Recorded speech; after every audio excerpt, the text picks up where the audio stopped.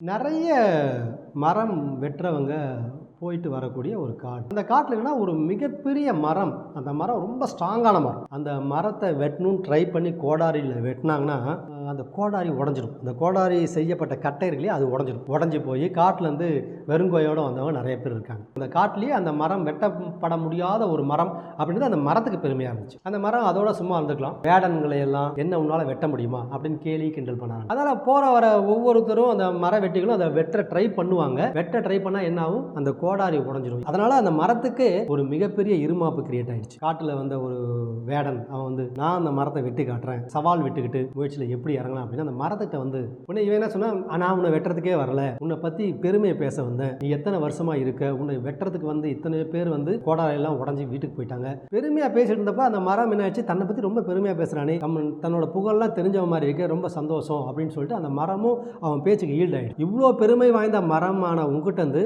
எனக்கு ஒரே ஒரு கிளை தேவை, ஒரு ஸ்ட்ராங்கான. எதுக்கு என்னோட கிளை தேவைன்னா, உன்னோட கிளையை வச்சு நான் எங்கள் வீட்டில் எடுத்து போய் வச்சுக்கிட்டு இந்த மரத்தோட கிளை எனக்கு ஒரு கிளையை கொடுத்துச்சு அது அப்படின்னு சொல்லி உன்னோட ஞாபகப்படுத்தமாக நான் வீட்டில் வச்சுக்குவேன் அப்படின்னு சொல்லி அந்த மரத்துக்கிட்டேயே பர்மிஷன் கேட்கணும். ஸோ இந்த அளவுக்கு நம்மளை புகழ்றானே அப்படின்னு நம்மகிட்ட நம்மளோட பெருமையெல்லாம் தெரிஞ்சுக்கான்னு சொல்லி ஒரு கிளையை அவனுக்காக உடைக்கிறதுக்கு அவனுக்கு விட்டு கொடுத்துச்சு. அந்த கிளையை உடைச்சிட்டு வந்துட்டான். ஸோ அந்த மரம் வெட்டி என்ன பண்ணா, அந்த கிளையை வச்சுக்கிட்டே ஒரு கோடாரி பண்ணும். கிளையை வச்சுக்கிட்டே பிடியாக வச்சுக்கிட்டு ஒரு கோடாரி பண்ணி அந்த கோடாரியை எடுத்துகிட்டு எல்லாரையும் வர வச்சு அந்த கோடாரியை வச்சே அந்த மரத்தை கொஞ்சம் கொஞ்சமாக வெட்டி சாய்ச்சோம். அந்த மரத்துக்கு ஆச்சரியம், நம்மளை எந்த கோடாரியும் வெட்ட முடியாது, வெட்டினா கோடாரி தான் உடஞ்சி போயிடும், எப்படா இவன் வெட்டுறான் அப்படின்னு பார்த்தா அவன் கோடாரியை செய்ய பயன்படுத்தினது அந்த மரத்தோட கிளையே. ஸோ அந்த மரத்தையே பாராட்டி புகழ்ந்து மயங்க வச்சு அதுக்கிட்ட ஒரு கிளையை வாங்கி அந்த கிளையிலே ஒரு கோடாரி செஞ்சு அந்த கோடாரியை வச்சு அந்த மரத்தை வெட்டி சாய்ச்சி. நம்ம ஒரு லிமிட்டுக்கு மேலே வளர்ந்துட்டு போகிறப்ப நம்ம வளர்ச்சியை புகழ்ந்து நம்மளை பிரேக் பண்ணுறதுக்கான பாயிண்ட்ஸை நம்மக்கிட்டேருந்தே எடுத்து அந்த பாயிண்ட்டை வச்சு நம்மளை பிரேக் பண்ணுறதுக்கு நிறைய பேர் ட்ரை பண்ணுவாங்க. தற்பெருமை பேச பேச